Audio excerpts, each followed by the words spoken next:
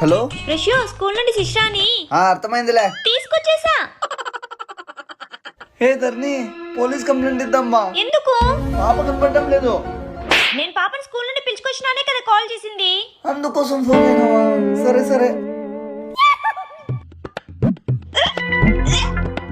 Yes. ఎందుకు? పొద్దున్నే వాంతింగ్ కాలేదా? చేసుకుంటే చిల్లిపి ఇంకా సిసరా వస్తుందిగా. అయ్యో నేను వామిటింగ్ చేసుకుంది అందుకు కాదు, తినింది ఎరక్క.